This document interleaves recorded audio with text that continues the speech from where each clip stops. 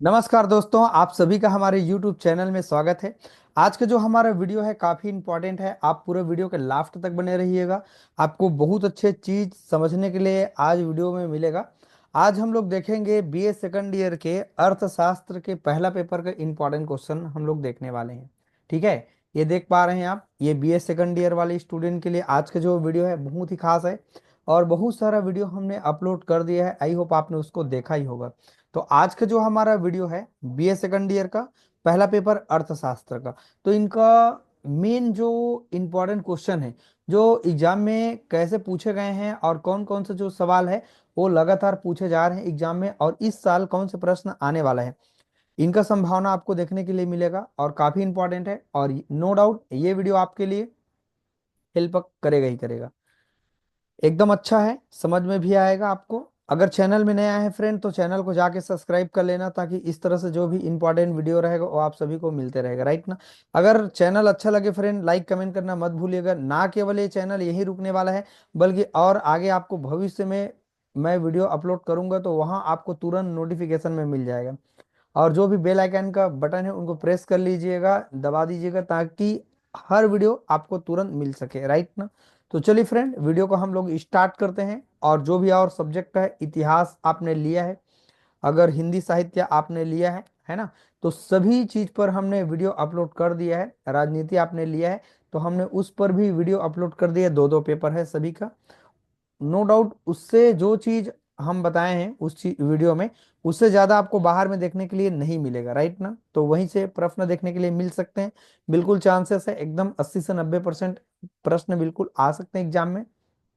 और बहुत सारा चीज है जिसमें हमने बताया है, तो इसमें एक चीज और मैंने इंक्लूड किया है। हर चैप्टर का जो पहला पहला पार्ट है उनको हमने इसमें इंक्लूड किया है, ताकि आप देखेंगे तो उस चैप्टर का जो शुरुआत क्या है उनको आपको समझना बहुत ही ज्यादा जरूरी है। ना केवल हमको एग्जाम पास आउट करना है, बल्कि अपने नॉलेज के लेवल को आगे बढ़ाना है। और हमको अच्छे व्यक्ति बनने में ये सभी चीज हमारा जिंदगी में रोल अच्छा से प्ले करेगा, राइट ना। तो नो डाउट आप इन सब चीजों को समझें, अपने माइंड का सेटअप अच्छे से रखें और बहुत मेहनत करिए, बहुत अच्छे से मेहनत करिए। क्योंकि थोड़ा बहुत मेहनत करने वाले लोग बहुत है लाइन में, राइट ना। रेस में सभी दौड़ रहे हैं, लेकिन वो व्यक्ति आगे होगा जिनका दौड़ ज्यादा स्पीड है, जिनका प्रैक्टिस अच्छा है, जिन्होंने काफी मेहनत करी है। तो वो व्यक्ति नो डाउट, हर व्यक्ति वो आगे जाएगा, राइट ना। तो चैनल को शेयर करते रहिएगा फ्रेंड। जो भी आपके दोस्त यार हैं उनको जरूर भेजिए। हमारे जो भी और भाई बहन है, दोस्त यार हैं, वो सभी को ये वीडियो मिल सके, ताकि आप जीवन में अच्छा नाम कमा सके। चलिए वीडियो को स्टार्ट करते हैं फ्रेंड।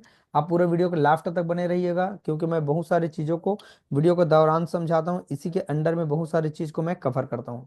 देखते हैं इसका पहला यूनिट क्या दिया हुआ है, राष्ट्रीय आय क्या होती है। अब देखिए, जो राष्ट्रीय आय के अंतर्गत हमको पढ़ना क्या है, राष्ट्रीय आय का अर्थ क्या होता है मैं बताऊंगा नीचे आपको, है ना। राष्ट्रीय आय के घटक क्या है, राष्ट्रीय आय का मापन क्या होते हैं, आर्थिक कल्याण और राष्ट्रीय आय क्या चीज होते हैं, राष्ट्रीय आय का लेखांकन क्या होते हैं, और आय का चक्रीय प्रवाह और चक्रीय प्रवाह में रिसाव कैसे होते हैं, ये सभी चीज को आप देखेंगे इस चैप्टर में। ये पहला चैप्टर है ना। दूसरा चैप्टर आप देख पाएंगे, ये इनका इंग्लिश है ना। जो बच्चे इंग्लिश मीडियम वाले होंगे वो बच्चे पढ़ सकते हैं, जैसे meaning of the national income, ठीक है, component of the national income, measurement of the national income, economic welfare क्या चीज होता है, ये सारा चीज है, इंग्लिश का पार्ट है उनका, उन्हीं का, है ना। दूसरा यूनिट है इनका रोजगार और उपभोग फलन, ये चैप्टर का नाम है, इस यूनिट का नाम है। और उसके अंतर्गत ये सभी चीजों को हमको क्या करना पड़ेगा, पढ़ना पड़ेगा, राइट। और तीसरा जो हमारा यूनिट है, देखते हैं तीसरा यूनिट क्या है, व्यापार चक्र। व्यापार चक्र का मीनिंग क्या होता है, व्यापार चक्र की प्रकृति नेचर क्या होती है, उनका विशेषता क्या होते हैं, और व्यापार चक्र के सिद्धांत, है ना। हार्ट्रे का मैट्रिक सिद्धांत क्या होते हैं, हेक का अतिनिवेश सिद्धांत क्या होते हैं, ये सभी चीज आप पढ़ेंगे देखेंगे। और काफी अच्छा है, मुझे लगता है कि साइंस अपने आप में तो है इंपॉर्टेंट, लेकिन आर्ट भी अपने आप में कम धूम नहीं मचा रहा है, बेहतरीन है। आर्ट सब्जेक्ट आप सबको काफी अच्छा लगेगा। अगर कोई भी बच्चा 6 महीना अगर नहीं पढ़ पा रहे तो कम से कम 4 महीना भी अगर ईमानदारी से पूरे मन लगा के अगर पढ़ लें तो काफी अच्छा उनका नॉलेज आ जाएगा, उनके दिमाग में काफी चीज उनके माइंड लेवल बढ़ जाएगा, राइट ना। चौथा जो हमारा यूनिट है, देखते हैं अंतर्राष्ट्रीय व्यापार है। अंतर्राष्ट्रीय जो व्यापार की अवधारणा क्या होती है, ये सब चीज को आप समझेंगे। पूरा यहाँ पर दिया हुआ है, आप देखेंगे तो समझेंगे, और कुछ प्रश्न को मैं और आपको बताऊंगा। और पूरा इंपॉर्टेंट क्वेश्चन जितना मैं चिन्ह लगवाऊंगा बच्चों, आप उनको चिन्ह जरूर लगाते जाएंगे, है ना। जो भी आपके पास पढ़ने के लिए जो भी है मटेरियल है, उन पर आप चिन्ह लगाते जाएंगे, और चिन्ह लगा के उनको अच्छे ढंग से क्या करेंगे बच्चों, तैयारी करेंगे, राइट ना। काफी अच्छा है, कोई दिक्कत नहीं होगा आपको, वीडियो आपके लिए काफी हेल्पफुल होगा। आगे देखते हैं। यूनिट 5 दिया है, देख पा रहे हैं आप। वित्तीय संसाधन क्या, सॉरी, संस्थान क्या होती हैं और विदेश व्यापार क्या चीज होते हैं, इन सभी चीजों को हम लोग देखेंगे। चलिए अब हम लोग इंपॉर्टेंट क्वेश्चन को चिन्ह लगाएंगे, ठीक है। देखिए यहाँ थोड़ा फिर और हम आपको बता रहे हैं, एक चीज काफी इंपॉर्टेंट है। नीचे थोड़ा जाते हैं, है ना, और देखते हैं यहाँ पर प्रश्न सूची है यहाँ पर। पहले यूनिट का देखते हैं। ये जो हमारा सवाल है, यूनिट पहला का जो हमारा प्रश्न है, राष्ट्रीय आय की परिभाषा हमको देना है, और इस संदर्भ में मार्शल, पीगू तथा फिशर के विचारों को हमको क्या करना है, समझाना है। ये 2018 में पूछे गए हैं, 2018-23 में पूछे हैं। नो डाउट ये प्रश्न आपके लिए बहुत ही ज्यादा इंपॉर्टेंट है बच्चों, इनको आप चिन्ह लगा लेंगे। राष्ट्रीय आय क्या होते हैं, राष्ट्रीय आय की अवधारणा विवेचना को समझाएंगे। अगर आप पहला प्रश्न समझ गए हैं तो दूसरा में आपको कोई दिक्कत नहीं होगी, क्लियर है। तीसरा को भी आप चिन्ह लगाएंगे। राष्ट्रीय आय की परिभाषा ऑलरेडी ऊपर आप देख चुके हैं, अब मापने की विधि यहाँ भी बता रहे हैं, आप देख पा रहे हैं यहाँ पर। और यहाँ भी मापने की विधि, अच्छा ये अवधारणा है और ये मापने की विधि है। तो पहला सवाल अगर आप पढ़ लेते हैं तो नीचे ऑटोमेटिक आपको कवर होते जाएगा, राइट नो। चलिए और देखते हैं यहाँ पर। अच्छा, ये देखते हैं आर्थिक कल्याण से आप क्या समझते हैं, इनको मत पढ़िए, कोई दिक्कत नहीं है। निम्नलिखित में से किन्हीं दो की व्याख्या करना है ना। तो आय का चक्रीय प्रवाह और राष्ट्रीय आय लेखांकन देखेंगे। इनके पहले और सवाल हम देख लेते हैं। ये राष्ट्रीय आय लेखांकन क्या होते हैं, इनके महत्व को आपको समझाना होगा। और ये सातवां प्रश्न को आप छोड़ दीजिए, अगर लेखांकन ऊपर कर लिए हैं तो कोई दिक्कत नहीं है।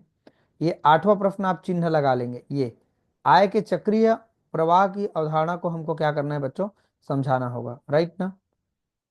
तो इतना सवाल हमारे लिए क्या है, बहुत ज्यादा इंपॉर्टेंट है। और ये लास्ट सवाल को क्राफ्ट कर दीजिए, पढ़ने की जरूरत नहीं है। आय के चक्रीय प्रवाह में रिसाव को हमको क्या करना है, समझाना है, राइट। और ये जो सवाल है, अच्छा इसको तो मैंने चिन्ह लगवा दिया ना, सातवां को चिन्ह लगवा दिया है इसको, इसका अथवा सवाल पूछे गए हैं, ये देखिए 2024 में पूछे गए हैं। कुल मिला के हमने कितना चिन्ह लगवाया, एक प्रश्न चिन्ह लगवाया, यहाँ दो प्रश्न चिन्ह लगवा दिया। और दिखाते हैं हम आपको, यहाँ पर ये तीन प्रश्न हो गए, और ये चार, और ये पांच। सिर्फ आपको पांच प्रश्न मैंने चिन्ह लगवाए। नो डाउट मैं आपको गारंटी देता हूँ, यहाँ से बहुत कम चांस है कि बाहर से प्रश्न आएंगे, यहीं से सवाल देखने के लिए मिलेंगे। और बिल्कुल इनको ध्यान से पढ़िए, आप एक एक यूनिट को पहले पढ़ते जाएंगे, राइट ना। अब पहला सवाल आपको बिल्कुल भी नहीं छोड़ना है, राइट। चलिए, पहला जो हमारा चैप्टर है ये कंप्लीट हो चुका है।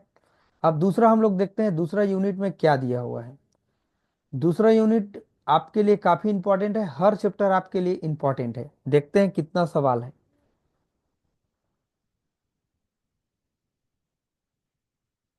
देख रहे हैं हम लोग यहाँ पर 20-21 टोटल 21 प्रश्न यहाँ पर दिया हुआ है, ऊपर से लेकर के ना पूरा अभी तक, एक से लेकर के दो यूनिट तक। देखते हैं, कहीं से भी हम चिन्ह लगाएं कोई दिक्कत आपको नहीं होगा, ठीक है।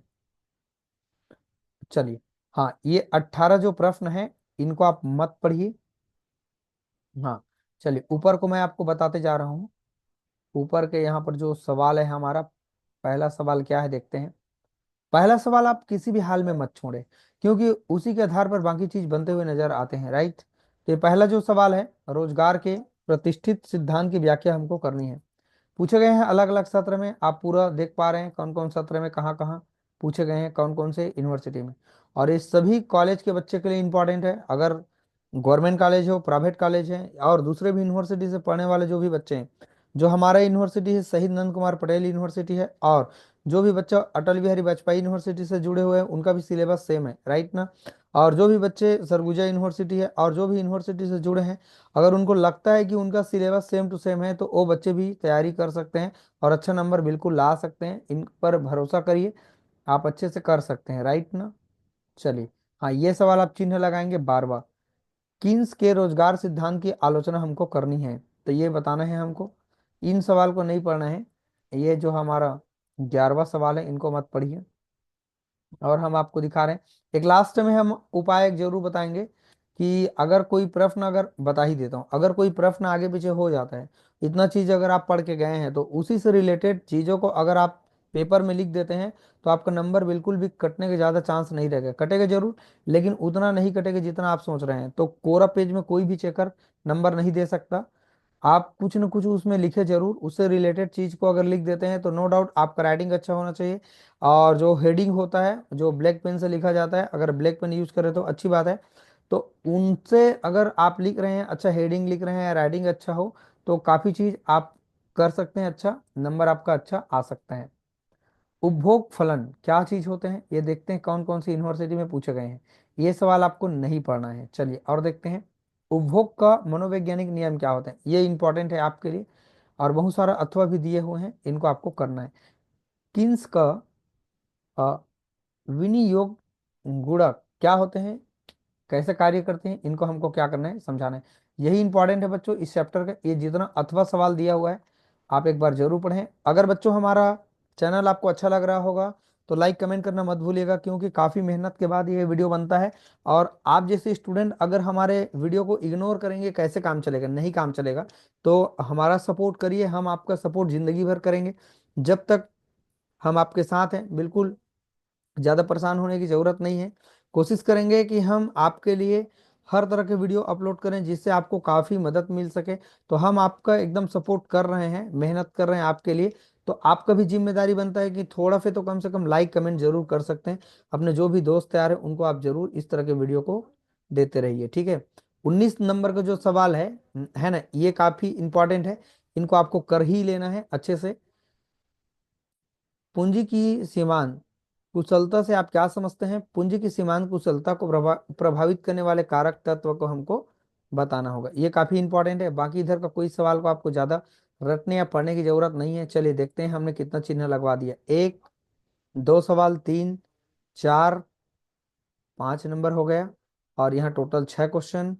अच्छा, इनको लगाना है ना, इनको लगाना है, 6 हो गए।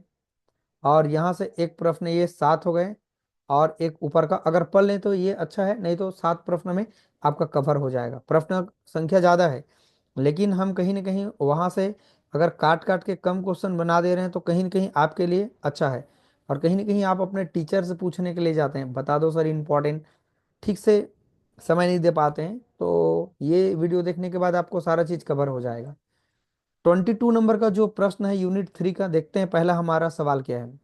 व्यापार चक्र क्या होते हैं, व्यापार चक्रों को नियंत्रित करने के लिए विभिन्न उपाय को हमको क्या करना है बच्चों, बताना है। काफी इंपॉर्टेंट है। ये दूसरा सवाल भी आपके लिए काफी इंपॉर्टेंट है। और देखते हैं इनका पूरा अथवा जो सवाल है उनको आपको कर लेना है। व्यापार चक्र की अवस्था को आपको बताना होगा। और देखते हैं, व्यापार चक्र एक पूर्णतः मौद्रिक घटना है, हमको बताना है। 25 नंबर का सवाल इंपॉर्टेंट है। हेय के व्यवहार व्यापार चक्र सिद्धांत की व्याख्या हमको करनी है। और सुमटी सुमटी अ, सुम्पीटर सुम्पीटर है ना, सुम्पीटर के व्यापार चक्र के सिद्धांत की व्याख्या कीजिए। कुछ कुछ ऐसे वर्ड हैं जो अगर अ, अभ्यास नहीं है तो थोड़ा से हो जाता है आगे पीछे। सुम्पीटर है ना, ठीक, अच्छा है। और देखते हैं, ये 28 नंबर का सवाल, एक प्रश्न हो गए, दो, और ये तीन, और यहाँ पर हमने चिन्ह लगवाया, ये चार, पांच, सिर्फ 5 ही प्रश्न आपको पढ़ना है। और 5 प्रश्न कर लेंगे तो काफी आपके लिए इंपॉर्टेंट हो जाएगा। चलिए फ्रेंड, चौथा यूनिट को हम लोग देखते हैं। ज्यादा नहीं, अगर पांचों यूनिट से अगर 30 प्रश्न अगर पढ़ लेते हैं तो आपका पेपर काफी अच्छा जाएगा। और हमको अच्छा पेपर दिलाना ही दिलाना है, राइट ना। हमको ऐसा काम बिल्कुल भी नहीं करना है कि कम पढ़ के जाएंगे, 2 यूनिट पढ़ के जाएंगे, ऐसा मत करें, है ना। अगर कुछ ऐसा चीज भी है बच्चों कि अगर आप पूरा नहीं पढ़ पा रहे हैं तो आप कम से कम 4 यूनिट पढ़ के जाएं, 1 यूनिट को पूरा साइड में रख दीजिए, लेकिन 4 यूनिट आपको पढ़ के जाना ही जाना है, राइट ना। आपका मेहनत ही काम आएगा फाइनली। ठीक है, देखते हैं। अंतर्राष्ट्रीय जो व्यापार होती है ना, ये क्या चीज होती है? अंतर क्षेत्रीय व्यापार से आप क्या समझते हैं? अंतर्राष्ट्रीय व्यापार तथा अंतर क्षेत्रीय व्यापार में क्या अंतर होते हैं, ये आपके लिए काफी इंपॉर्टेंट है। तो इन प्रश्नों को पढ़ें, 2023 में पूछे हैं, इस साल 25 में बिल्कुल पूछने की संभावना है।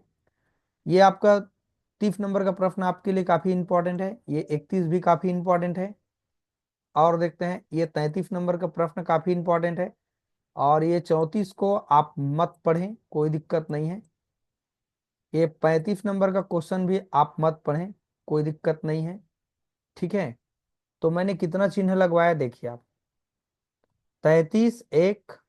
अच्छा, ये आप पढ़ लेंगे, 2024 में पूछे भी गए हैं ना, 2 प्रश्न हो गए, 3, 4 और एक 5, 5 प्रश्न आपको पढ़ना है कुल मिला के। पांचों प्रश्न में से आपको एग्जाम में देखने के लिए मिलेंगे ही मिलेंगे। चलिए पूरा वीडियो को देखिएगा, समझिएगा।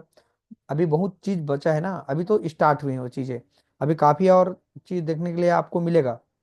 मैं बताऊंगा कि इनके हर यूनिट से आपको क्या क्या देखने के लिए मिलेगा, काफी अच्छा है। अंतर्राष्ट्रीय मुद्रा कोष के कार्य की हमको क्या करनी है, व्याख्या करनी है। ठीक है, और विश्व बैंक क्या होते हैं, इन पर टिप्पणी लिखना है, इनके उद्देश्य क्या होते हैं, काफी इंपॉर्टेंट है बच्चों। 30 नंबर का सवाल काफी इंपॉर्टेंट है, 40 नंबर का प्रश्न को पढ़ने की जरूरत नहीं है। और देखते हैं, 42 नंबर का क्वेश्चन भी आप मत पढ़ें, कोई दिक्कत नहीं होगा। ठीक है, 43 नंबर का प्रश्न आप पढ़ें, ये काफी बार पूछा गया है ना। चलिए थोड़ा फिर और हम बता रहे हैं ऊपर को, थोड़ा 1 प्रश्न हो गए, और 2 प्रश्न हो गए, 3 प्रश्न हो गए, और ये 4 प्रश्न। सिर्फ आपको 4 ही प्रश्न पढ़नी है बच्चों, 4 प्रश्न के सिवाय आपको ज्यादा नहीं पढ़ना है। और अगर कहीं से ऊपर नीचे हो जाते हैं प्रश्न का, तो वहां से आप इतना पढ़े हैं तो वहां से आप बिल्कुल बना सकते हैं अच्छे से। तो ये टोटल हमारा कुल मिला के 25 से 30 प्रश्न के बीच में हमने आपको चिन्ह लगवा दिया। टोटल प्रश्न अगर देखें तो यहाँ 43 है, 43 क्वेश्चन यहाँ पर दिया हुआ है। इतना को आप नहीं पढ़ पाते हैं तो वहां पर आपको इस टाइप के स्मार्ट वर्क करने हैं। जो बच्चे पढ़ना स्टार्ट नहीं किए हैं उनके लिए काफी इंपॉर्टेंट है। ठीक है बच्चों, तो आज का जो हमारा वीडियो है काफी इंपॉर्टेंट है। अभी मैं कुछ और बताऊंगा, आप पूरा देखिएगा, समझिएगा। अब ये पहला यूनिट स्टार्ट होता है। पहला यूनिट क्या चीज बताता है, एक बार थोड़ा थोड़ा मैं डेमो दिखाते जाता हूँ कि ये पहला यूनिट में क्या चीज दिया हुआ है, हमको भी पता चले कि भाई ये पहला यूनिट क्या कहता है, राइट ना। और एक आप हमारे चैनल में देख पाएंगे कि इतने सारे वीडियो हमने अपलोड किया है कि आर्ट से जितना भी सब्जेक्ट है, चाहे सेकंड हो, फाइनल हो, चाहे फर्स्ट ईयर हो, सभी बच्चे के लिए हमने इंपॉर्टेंट वीडियो अपलोड किया है। और इतना देखने के बाद भी बच्चों, अगर आप हमारा वीडियो देख रहे हैं, लाइक नहीं करेंगे, कमेंट नहीं करेंगे, तो आपको सीखने के लिए कैसे मिलेगा ठीक से? सोचिए, आप हमारे चैनल को देख करके स्किप कर दे रहे हैं, साइड कर दे रहे हैं। सोचिए, आप अपने भविष्य की चिंता नहीं करेंगे तो हम नहीं करेंगे आपका भविष्य की चिंता, राइट ना। कोई दूसरे व्यक्ति आपका भविष्य की चिंता कर ही नहीं सकता, है ना। आप अपने भविष्य के निर्माता है, खुद अपने ऊर्जा को लगाइए, फुल मेहनत करिए, एकदम कॉन्फिडेंस के साथ मेहनत करिए, तभी आपके जीवन में कुछ परिवर्तन आएगा। और अगर आप मेहनत कर रहे हैं, कड़ी मेहनत कर रहे हैं, नो डाउट आपको 2 साल में देखने के लिए मिलेगा रिजल्ट, इसका क्या हो सकता है। चलिए देखते हैं। अंतर्राष्ट्रीय आय की परिभाषा, जिसको हमने शुरू में बात किया था पहला यूनिट में, है ना, इनका परिभाषा क्या है, समझते हैं चीजों को। राष्ट्रीय आय से आशा है किसी देश में एक वर्ष की अवधि के अंदर उत्पत्ति उत्पादित समस्त वस्तुओं एवं सेवाओं के मौद्रिक मूल्य से होते हैं। राष्ट्रीय आय की विचारधारा से संबंधित विभिन्न अर्थशास्त्रियों ने अलग अलग दृष्टिकोण अपनाए हैं। मार्शल, पिगू तथा फिशर द्वारा अपनाए गए दृष्टिकोण विशेष रूप से उल्लेखनीय यहाँ पर उल्लेख किए गए हैं। यहाँ पर देखिए, डॉक्टर मार्शल की परिभाषा क्या है, वो क्या कहते हैं, राष्ट्रीय आय का परिभाषा क्या देते हैं। अगर ऊपर को अगर आप समझ गए तो ये सब चीज आप समझ जाएंगे। चलिए, अब ये तीसरा यूनिट है, शायद दूसरा यूनिट का हमने कोई नहीं ले पाए हैं उनका पीडीएफ में पार्ट को, कोई बात नहीं है, यहाँ केवल दिखाने का काम कर रहा हूँ मैं कि कैसे यहाँ पर प्रश्न दिखाई दे रहे हैं, कैसे ये है, इनका आंसर क्या चीज़ है। ये पहला क्वेश्चन आप बिल्कुल ना छोड़ें, आए चाहे मत आए एग्जाम में, लेकिन आपको पढ़ना ही पढ़ना है। मुझे लगता है 4 दिन में आप एक पेपर को पढ़ के खत्म कर देंगे, राइट ना। ज़्यादा हार्ड नहीं है, पढ़ते बस जाना है, और आपको पेपर अच्छे लिखने का कला होना चाहिए। अगर उस पर आपको वीडियो चाहिए, कैसे लिखे, तो मुझे आप कमेंट करके बताना, मैं आपके लिए उस पर भी वीडियो अपलोड कर दूंगा। देखिए, काफी मेहनत से वीडियो बनते हैं।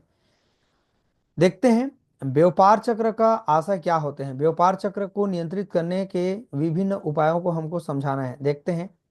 व्यापार चक्र का आशय आर्थिक क्रिया में होने वाले चक्रकार उतार चढ़ाव से ही होता है, जो कि नियत समय पर बार बार उत्पन्न होते रहते हैं। व्यापार चक्र के संबंध में विभिन्न लेखकों ने अपना परिभाषा दिया हुआ है। आप देख पा रहे हैं कि यहाँ पर व्यापार चक्र उच्च वचों के माध्यम का एक खेल है और एक आर्थिक पद्धति इन अ, उच्चावचों के चक्रीय समायोजन विचार को प्रदर्शित करने में सफल होते हैं। इस तरह से इनका परिभाषा है। मुझे नहीं लगता है कि आप इन चीजों को देख करके आप नहीं समझ पाएंगे, सब चीज समझ जाएंगे। व्यापार चक्रों को नियंत्रित करने के उपाय हमको बताना है। तो ये मौद्रिक नीति है आपका, और राजकोषीय नीति है। इन सभी हेडिंग हेडिंग को ही तो आपको पढ़ना है, और उनके अंदर में आप पढ़ते जाएंगे तो उन चीजों को आप कवर आराम से कर लेंगे। इस तरह की चीज दिए हुए हैं। व्यापार चक्र की प्रमुख विशेषता आपको बताना है। तो इनके प्रमुख विशेषता आप देख पा रहे हैं, क्या क्या इनके विशेषता है। काफी इंपॉर्टेंट है ये सवाल, मैंने चिन्ह लगवा दिया है। उन चीजों को आप कवर करते जाइए। और ये हार्ट्रे का व्यापार चक्र क्या होते हैं, उनके मौद्रिक सिद्धांत क्या होते हैं, बताना है। चौथा यूनिट है बच्चों, केवल इनके माध्यम से, यूट्यूब के माध्यम से मैं आपको बताना चाह रहा हूँ कि कैसे हमारे पास प्रश्न का पैटर्न है, कैसा इनका सिलेबस है। इसी को अगर आप देख लेते हैं तो हमारा वीडियो हर दिन जाएगा, कहीं ना कहीं से आपको मिलेगा, तो आपका दिमाग का बत्ती जलने लगेगा कि आर्ट में बहुत सारा चीज इंपॉर्टेंट है। सबसे पहली बात यह है कि हमको कोई इंटरेस्ट दिलाने वाला व्यक्ति नहीं है, और कोई व्यक्ति अगर आपको इंटरेस्ट दे देता है तो उनका सम्मान करना चाहिए, राइट ना। हमारा सम्मान तो आप कर ही रहे होंगे, तभी तो वीडियो देख रहे हैं भाई। ठीक है, मैं नहीं कर रहा हूँ सम्मान करने के लिए, सॉरी, है ना। मैं ये कह रहा हूँ कि कोई ना कोई व्यक्ति आपको इंटरेस्ट लाने के लिए मजबूर कर देता है। जैसे मैं वीडियो आपको दे रहा हूँ तो कहीं ना कहीं सब बच्चे में तो इंटरेस्ट नहीं आएगा, लेकिन नो डाउट 10 बच्चे में अगर इंटरेस्ट आ गया तो हमारा वीडियो बनाने का जो उद्देश्य है पूरा हो गया, राइट ना। और नो डाउट ये वीडियो देखने के बाद आप इंटरेस्ट पे जरूर भर जाएंगे, कुछ न कुछ भरेंगे, लेकिन भरेंगे। कम से कम आपके दिमाग में आएगा कि भाई अब पेपर पास है, हमको पढ़ाई करना चाहिए, अब इससे दूर नहीं भाग सकते। दूर भागेंगे तो खुद का हमारा क्या हो जाएगा, नुकसान हो जाएगा। अंतर्राष्ट्रीय जो व्यापार होते हैं उनके अंतर क्षेत्रीय व्यापार से आप क्या समझते हैं, इनको आपको क्लियरिटी रखनी है, बतानी है। ये सभी चीजों को आपको करना है। अंतर्राष्ट्रीय व्यापार की अवधारणा क्या होती है? जब व्यापारिक क्रियाएं भौगोलिक सीमाओं की परिधि में होती है तो इसे घरेलू व्यापार अथवा राष्ट्रीय व्यवहार व्यापार कहते हैं। इसे आंतरिक व्यापार भी कहते हैं। ये सब्जेक्ट ही ऐसा है जो पढ़ने के बाद काफी आपको आनंद दे सकता है, अगर आप पढ़ें तो। इंटरेस्ट का बात है, अगर आप जीवन में कुछ करना चाहते हैं तो इंटरेस्ट तो लाना पड़ेगा भाई। अंतर्राष्ट्रीय मुद्रा कोष से आप क्या समझते हैं, इनके कार्य को हमको क्या करना है, व्याख्या करना है। काफी इंपॉर्टेंट है। आंसर भी यहाँ दे रखे हैं, मैं केवल दिखाने के लिए आपको रखा हूँ इसको। ये हेडिंग हेडिंग कैसे होते हैं आपको थोड़ा दिखा रहा हूँ। तो इस तरह से बच्चों हमने पूरे 5 यूनिट को समझा दिया। वीडियो थोड़ा सा लंबा हो गया, लेकिन आपको परेशान होने की जरूरत नहीं है। डेटा को बचा के रखना है, आपके जो भी मोबाइल है उसको आप संभाल के इस तरह के यूज करें, ताकि जो भी वहाँ पर डाटा है उनको आप अच्छे से यूज कर सकें पढ़ाई के लिए। इस वक्त आपको ज्यादा ना तो घूमना है ना टाइम पास नहीं करना है, केवल केवल पढ़ाई अभी, यस ना। घूमने के टाइम हम घूमे बहुत, लेकिन अब पढ़ने के टाइम पढ़ भी बहुत लेते हैं, तब तो मजा आएगा। दोनों चीज, अगर आप घूमने का काम खूब किए हैं लेकिन पढ़ने का काम भी खूब नहीं करेंगे, कैसे काम बनेगा, नहीं बनेगा ना। तो इसीलिए मैं आपको सलाह देना चाहूंगा बच्चों, आप बहुत ज्यादा मेहनत करिए, कड़ी मेहनत करिए। काफी अच्छा विषय है। देखिए मेरा सब्जेक्ट प्रॉपर साइंस है, केमिस्ट्री मेरा अपना मेन सब्जेक्ट है। ये सभी विषय हमने बहुत अच्छे से देखा, पढ़ा, और हमारे जीवन के लिए ये काफी इंपॉर्टेंट है। ना केवल आपको नौकरी नहीं देती है शिक्षा, नौकरी ठीक है मिलेगा, कोई दिक्कत नहीं, लेकिन आपको एक अच्छा व्यक्ति जरूर बनाएगा। किताब आपका बहुत अच्छा दोस्त है, उनको आप गले लगाइए, है ना। और उनको बिल्कुल समय दीजिए, समय तो देना पड़ेगा, बड़े काम करने के लिए समय आपको देना पड़ेगा। ठीक है बच्चों, चलिए आज के वीडियो में हमने बहुत अच्छे चीज़ों को समझा, देखा, और आपको अच्छा भी लगा होगा बच्चों। ये जो आपका सब्जेक्ट है काफ़ी इंपॉर्टेंट है, आपने देखा भी सीखा भी। आपका जो सब्जेक्ट है, सभी सब्जेक्ट काफ़ी इंपॉर्टेंट है। तो आज का जो हमारा सब्जेक्ट था अर्थशास्त्र, पहला पेपर था इनका बीए सेकंड ईयर वाले बच्चे के लिए, और काफ़ी अच्छा भी लगा होगा। चलिए फ्रेंड, अगर वीडियो अच्छा लगे तो लाइक कमेंट करना मत भूलिएगा। अपने जो भी दोस्त यार हैं उनको आप जरूर शेयर कर दीजिएगा, ठीक है। चलिए फ्रेंड, वीडियो को देखते रहिएगा। वीडियो को वॉच करने के लिए थैंक यू।